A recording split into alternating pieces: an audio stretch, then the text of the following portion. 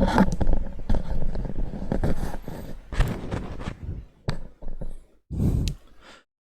हिंद साथियों, मैं उत्तम चौहान आप सभी का आपके अपने यूट्यूब चैनल उत्तम एकेडमी पर स्वागत करता हूं। आज की हमारी करंट अफेयर है।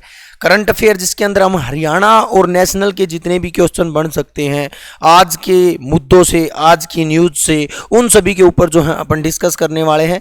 देखिए, मैं आपको बता देता हूं, हरियाणा के किसी भी एग्जाम को ध्यान में रखते हुए इस जो है सीरीज़ को मैं लेके आता हूँ आपको डेली। जो है आपको ये सुबह जो है डेली की जो है करंट अफेयर आपको मिलती है। देखिए, नेशनल करंट अफेयर हम कहीं से भी देख लेते हैं, लेकिन हरियाणा की करंट अफेयर हम नहीं देख पाते। तो डेली की डेली जो है अपन जो है करंट अफेयर करते हैं।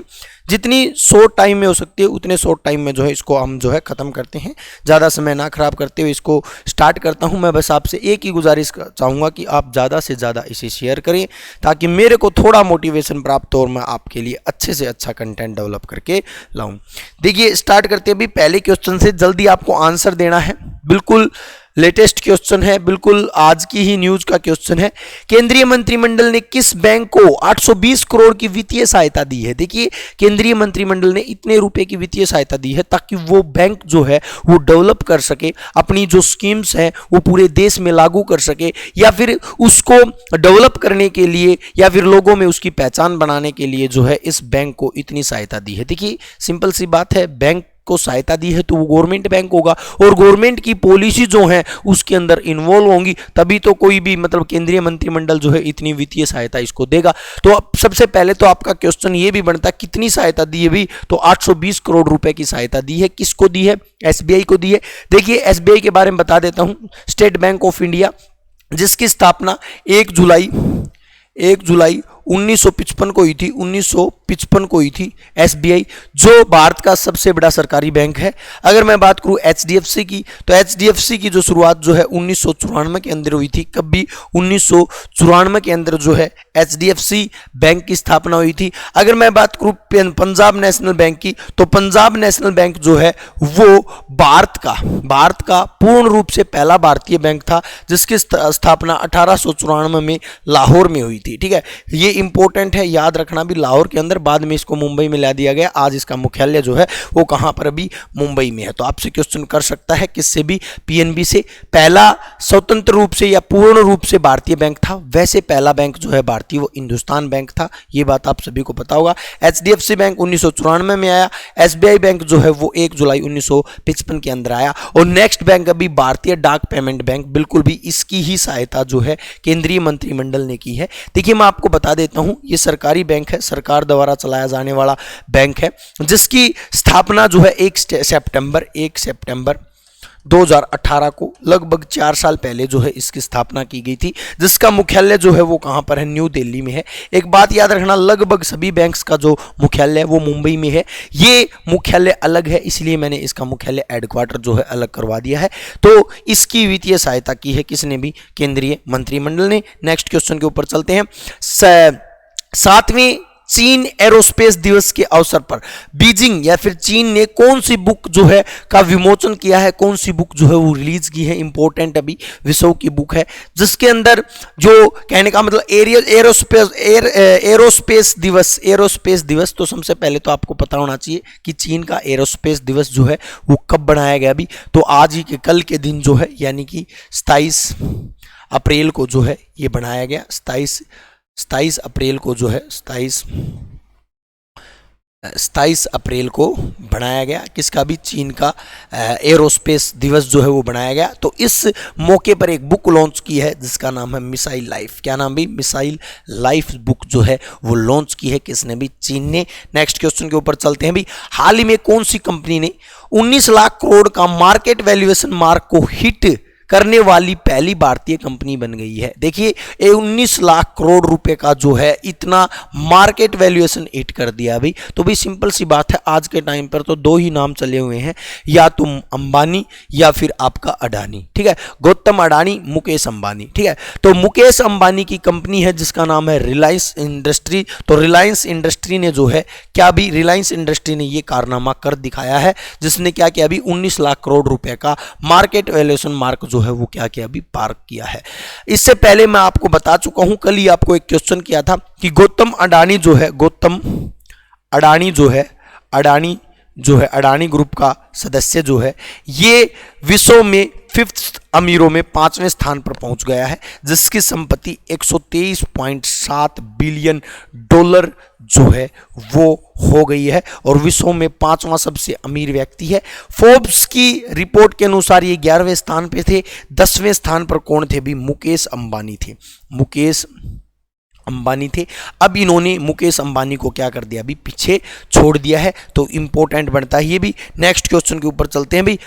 हाल ही में किसे दूसरी बार राष्ट्रीय अनुसूचित जाति आयोग का चेयरमैन बनाया गया है? लगातार दूसरी बार जो है इसके कार्यकाल को जो है इंक्रीज कर दिया गया है, तो इंपॉर्टेंट बनता है, आपको आंसर डालना है। तो इसको जो है विजय सांपला, विजय कुमार त्रिपाठी। सबसे पहले तो मैं आपको बता देता हूं, विजय कुमार त्रिपाठी जो है ये रेलवे के अध्यक्ष हैं, रेलवे बोर्ड के अध्यक्ष हैं, बोर्ड के अध्यक्ष हैं, ये पता होना चाहिए आपको। उसके बाद अजय त्यागी जो सेबी के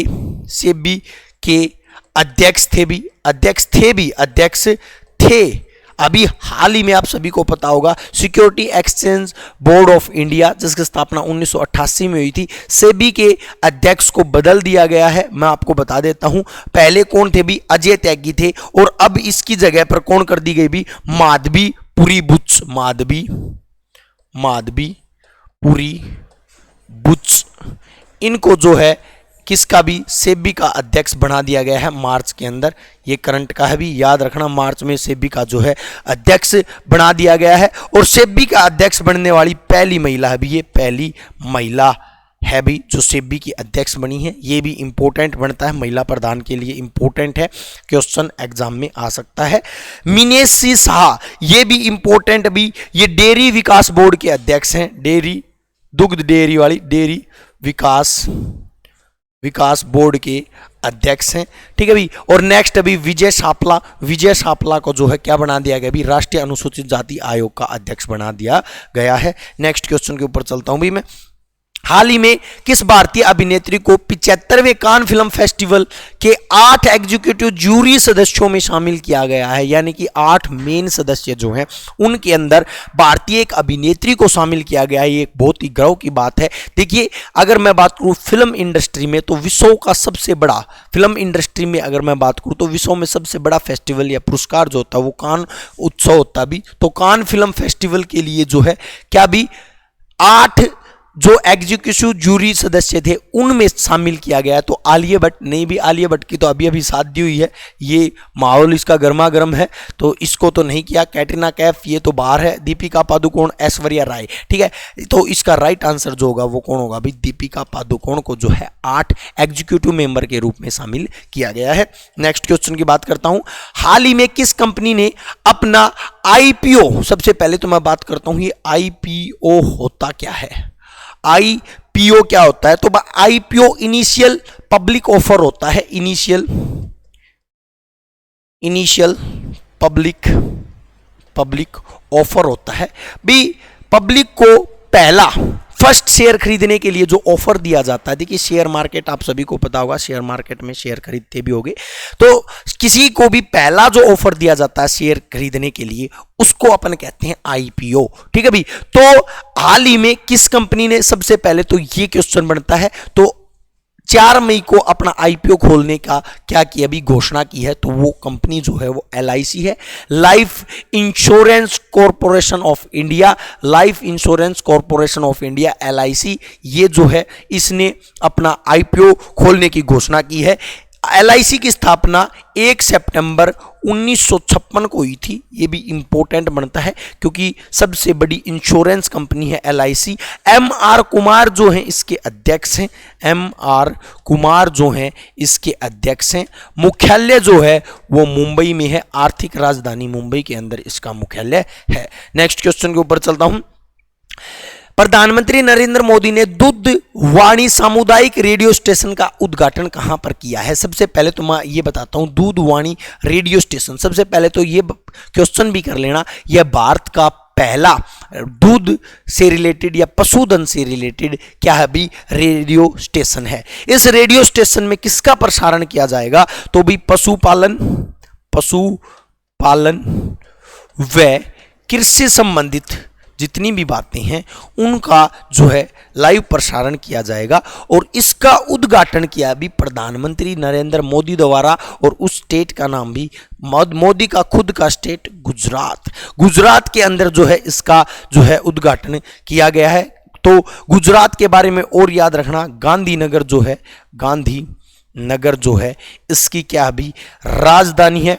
आचार्य देवव्रत जो हैं इसके गवर्नर हैं। गवर्नर की बात करूं तो आचार्य देवव्रत हैं। अगर मैं बात करूं सीएम की तो बीजेपी के सीएम भूपेंद्र आर पटेल हैं। भूपेंद्र पटेल जो हैं किसके भी आपके गुजरात के सीएम हैं, इंपॉर्टेंट है। नेक्स्ट के ऊपर चलता हूं। किस राज्य ने सांस अभियान, देखिए सांस में आपको ब्रीथ दिख रहा होगा, सांस, अगर मैं इसको हिंदी में लिखूं तो ये सांस, तो भी सिंपल सी बात है, सांस अभियान का आरंभ किया है। तो सांस अभियान संबंधित किससे है, पहले तो ये लिख लेना, निमोनिया व फेफड़ों की बीमारी से संबंधित है। भी बीमारी से संबंधित है कौन भी, सांस अभियान। तो ये सांस अभियान जो है इसकी शुरुआत जो है वो कहां पर की गई है, तो इसकी शुरुआत जो है आपकी कर्नाटक के अंदर जो है इसकी शुरुआत की गई है। सांस अभियान की शुरुआत कर्नाटक में की गई है। कर्नाटक की राजधानी जो है वो क्या अभी बेंगलुरु है। बेंगलुरु जो है इसकी क्या भी राजधानी है। बीएस बोमई जो है वो सीएम है। कौन अभी सीएम है। उसके बाद अगर मैं बात करूं गवर्नर की तो इसके गवर्नर जो है वो थावर चंद गहलोत हैं। ठीक है, तो ये इंपॉर्टेंट है, इतना ही इंपॉर्टेंट बनता है। नेक्स्ट क्वेश्चन के ऊपर चलते हैं भी। हरियाणा की खिलाड़ी सरिता मोर ने एशियन कुश्ती चैंपियनशिप में कौन सा पदक जीता है, तो मैं आपको बता देता हूं, एशियन कुश्ती चैंपियनशिप चली हुई है जिसमें हरियाणा की खिलाड़ियों का डंका बजा हुआ है, क्योंकि भी ऑल ओवर इंडिया में कुल 17 मेडल आए हैं, जिनमें से 13 मेडल जो हैं हरियाणा के हैं। किसके अभी, हरियाणा के हैं, जिसमें से रवि दहिया ने गोल्ड मेडल जीता है। कुछ नाम बता देता हूं, रवि दहिया जो हैं उन्होंने क्या जीता, अभी गोल्ड मेडल जीता है, तो ये भी इंपॉर्टेंट बनता है। तो हरियाणा के एक खिलाड़ी हैं सरिता मोर, इन्होंने जो है कांस्य पदक जीता, अभी क्या जीता, अभी कांस्य पदक जीता है। नेक्स्ट क्वेश्चन के ऊपर चलता हूं भी। हाल ही में हरियाणा राज्य की शिशु मृत्यु दर, देखिए शिशु मृत्यु दर मतलब हर 1000 बच्चे पर कितने बच्चों की मृत्यु होती है, वो होती है शिशु मृत्यु दर। तो हरियाणा की शिशु मृत्यु दर कितनी मापी गई है, तो भाई 27 जो है शिशु मृत्यु दर हाल ही में जो है मापी गई है। नेक्स्ट के ऊपर बात करता हूं मैं, कहां पर एनसीसी अकादमी स्थापित की जाएगी। देखिए मनोहर लाल खट्टर हरियाणा के सीएम, इन्होंने जो है एनसीसी अकादमी की स्थापना करने के लिए जो है एक घोषणा की है, या घोषणा कर लो, या फिर इन्होंने एक संबोधन के अंदर कहा है कि धरोंडा, ये जो धरोंडा है कहां पर भी, करनाल के अंदर, सीएम सिटी करनाल के अंदर जो धरोंडा है, इसके अंदर जो है एनसीसी अकादमी की शुरुआत करने की जो है क्या की भी घोषणा की है। डिफेंस मिनिस्ट्री के थ्रू जो है ये एकेडमी जो है वो बढ़ने वाली है, ये बात याद रखना। त्रिगांव के बारे में याद रखना, ये शहीदों का गांव है, अमर शहीदों का गांव है भी, ये अमर शहीदों का गांव है भी। ठीक है, मानेसर गुड़गांव में पड़ता है, इंद्री भी जो है वो आपके करनाल में पड़ती है। ये इंपॉर्टेंट था। ये आपकी आज की करंट अफेयर के जितने भी हरियाणा और नेशनल के जितने भी क्वेश्चन थे वो मैंने आपके साथ डिस्कस किए हैं। पूरी की पूरी पीडीएफ आपको हमारे टेलीग्राम चैनल उत्तम एकेडमी पर मिल जाएगी। इंस्टाग्राम पर को ज्वाइन कर लेना। जो इंस्टाग्राम का नाम जो है वो मैंने चेंज करके डेली हरियाणा करंट अफेयर कर दिया है। डेली की Haryana current affair, daily Haryana current affair जो है इसका नाम कर दिया है। ठीक है भाई, तो ये इंपॉर्टेंट है, याद रखना। आज के लिए इतना ही। अगर आपको वीडियो अच्छी लगी है तो ज़्यादा से ज़्यादा इसको शेयर करें, सब्सक्राइब करें, लाइक करें। धन्यवाद दोस्तों, जय हिंद साथियों।